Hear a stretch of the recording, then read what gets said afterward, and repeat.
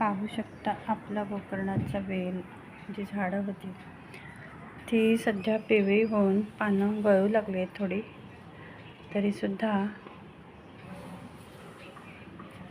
एक एक दोन दोन फुलं येत आहेत आणि अशी शेंगसुद्धा आलेली आहे गोकर्णाच्या आपल्या रोपाला.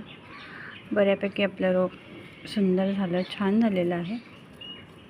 आणि इथे सुद्धा एक शेंग आलेली आहे पहा.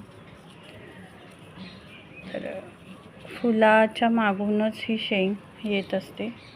हे बघा, ही कोवळी आहे.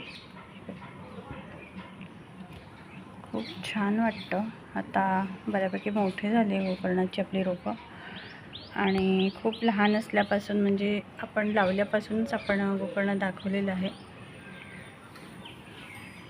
छान वाटतं झाडं बघायलाही.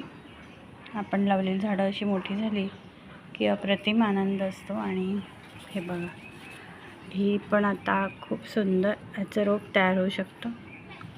ही बी जर आपण रुजवली तर छान गोकर्णाची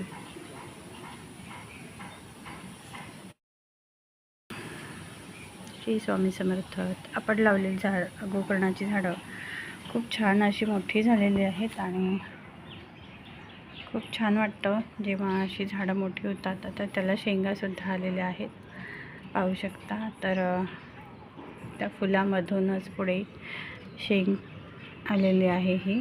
आणि आपण लावलेली झाडं अशी खूप मोठी झाली आहे. खूप छान वाटतं, खूप असा आनंद होतो.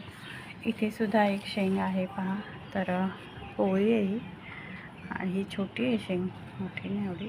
आणि ही बाई भरपूर मोठी झालेली आहे. आता हे आपण लावली तर ह्याच्यापासून सुद्धा सुंदर असं गोकर्णाचं रोप तयार होऊ शकतं.